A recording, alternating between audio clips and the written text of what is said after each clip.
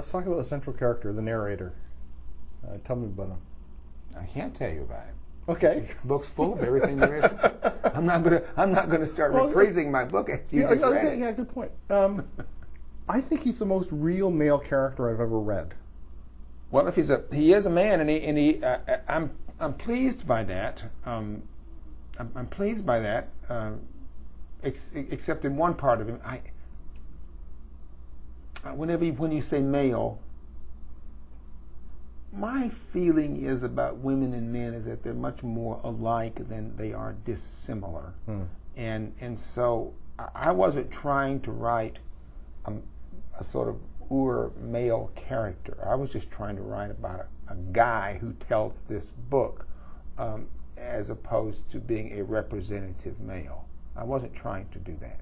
Yeah, I think what I meant was... But you read it, and you're certainly entitled to anything you think about it.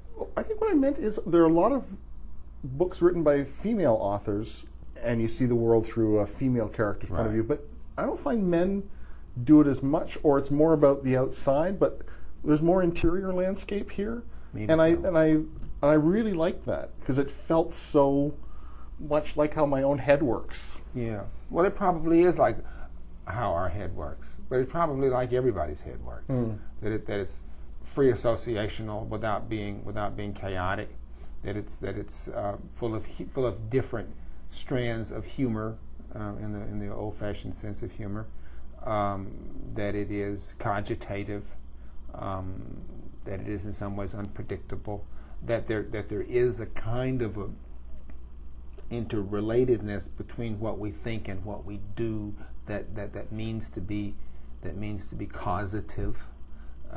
So I do think that is what goes on in all of our heads, that we think about things so that we can do things better, and we think about the mistakes we've made so that we can cease to make them.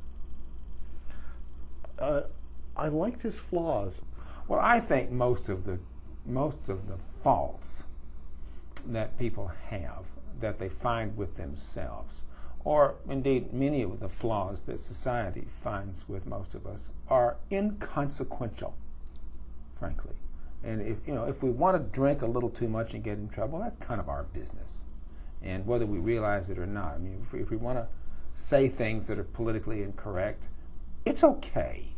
It's okay. It doesn't really harm anybody. It's not, we're not on this earth at all hours of the day and night to please everyone. So, and it's not a crime that we don't. He aspires to be a better man. Yes, he does. That's which fair I think to a lot of us do. I think that's right.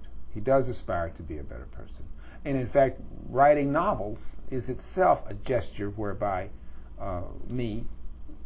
a writer, tries to give to a reader a book the reader can use in an effort, presumptively, to be a better person, to inhabit a future with less difficulty. It's full of true laughs. I mean, when I laughed in the book, it was funny, and also at times that uncomfortable funny that the finger has just been pointed at you as like, you do this. Yes. And, right. And you do that. We do that. Yeah. I do that. I wouldn't have been able to write about that if I hadn't had some experience with it. Or like, as Frank says, Bettina, your Dutch maid who won't do any of the cleaning but just sits in your kitchen all day and drinks coffee and talks on the phone. How do you get rid of her? I mean, if I hadn't had that experience, probably I wouldn't have written about it. But I know if I have a skill as a writer, it is that I assume everything I think everybody else thinks too. I don't mean to say that we agree as to opinions, but that we all suffer the same kinds of anxieties, suffer the same kinds of aspirations that aren't fulfilled, that we all worry and live pretty much the same way. That's what I really liked about the book. It made me feel so much better about my own worrying about mortality and worrying about being a father and that stuff. It's like, it's my career. How much does it really suck? And does it matter if it sucks ultimately? And that's good. And that's for me a great coup, because that's what I would like a book to do. To console you, but not foolishly console you. No, never. To make you feel that you're not alone. To make, I used to say back years ago, If loneliness is the disease, the book is the cure. My favorite book of the year. Thank you. Thanks a lot. Yeah, it's just, wow. It's I nice just to put meet it down and went, oh my God. Well, thank you. That's nice of you to tell me so. It's an honor. The book is The Lay of the Land. I've been speaking with the author Richard Ford, and The Lay of the Land, published by Knopf Canada.